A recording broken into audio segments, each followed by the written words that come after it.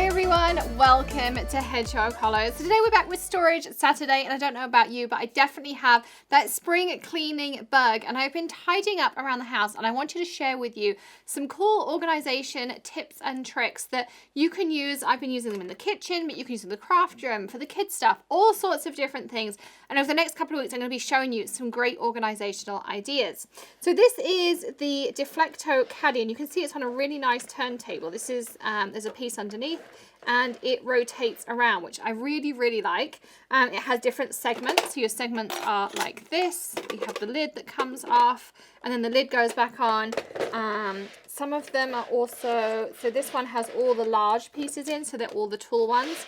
This one that I'm going to show you today also has the option for smaller slices. So you can have 2 slices on one level. And I'm going to be using this for all of my baking supplies. I'm going to show you how I'm going to customize it. And at the end, you'll be able to see how I've done it and filled it with supplies during my baking. So I have in this one, I have my cookie stamps, my leaf cutters for fondant, my flour tools, because I love doing the fondant.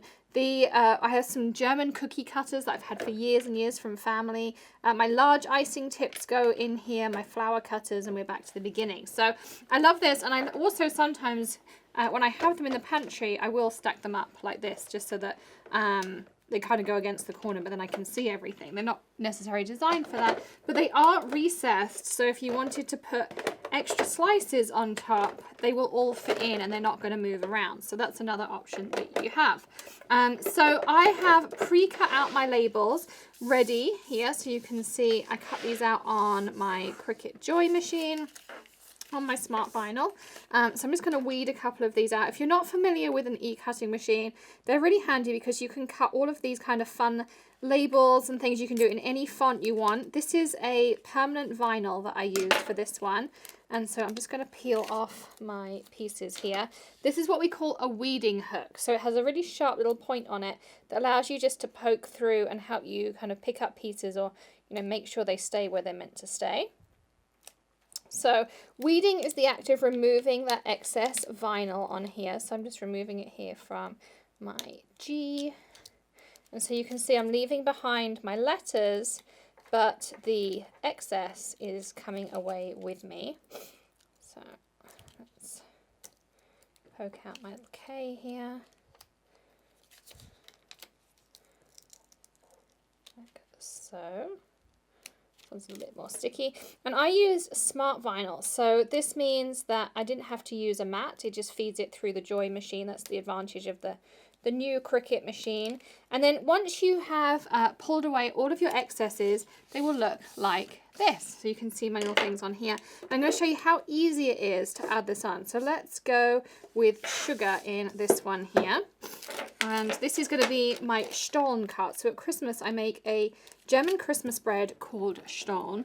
It's my absolute favorite. It's my great grandma's recipe. It's always a favorite with everyone in the office, teachers. Maddie's school always like, when's it Stollen time?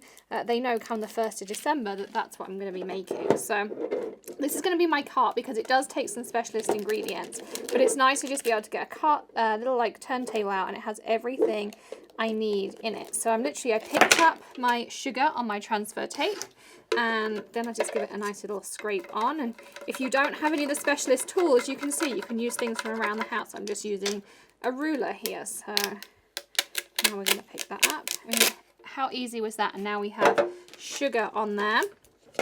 And then on my smaller ones here, I'm going to have my bitter mantle. So bitter mantle is it's an almond extract. I have to buy it from Germany, but it is a key ingredient. It smells amazing. You never want to taste it, and like 4 drops go in a whole loaf, and you can absolutely taste it. It's so potent, but it's an amazing smell and a gorgeous, gorgeous taste. So I have little vials of those. You'll see them in a second once I've filled this cart up. So I'm just holding it. I hold my transfer tape over the top like this, and then just press it down. So you can give it a good press. I like to take just a sharp edge and really kind of burnish it on, just to make sure it's really going to stay there. And then peel that off. And that's how easy it is to add these on. So you really can customize them really, really fast. And you could add anything you want. You could put chalkboard labels on, and then you could easily, you know, change them up as well. And you'll notice I'm using the same piece of transfer tape for every single one as well. So you don't need a new piece of transfer tape every time. You can just reuse this. And I've used this lots already. It was a piece I had sitting upstairs in the craft room. So it's a really nice economical craft because you can just keep reusing some of the supplies. So I'm kind of holding this between two fingers, lining it up, and then stick it down. So it gives you a little bit of wiggle room, first of all, to get it in the right place. Now, there are some new vinyl alignment tools. I haven't tried them out yet. They are sitting upstairs in the craft room. If you have any alignment tips, let us know. I'd love for you to leave a comment. Also, let me know what you are organizing right now. Has the spring organization bug hit you as well? My biggest tip is to label everything. All my storage in my craft room is labeled, so we all know exactly where everything goes.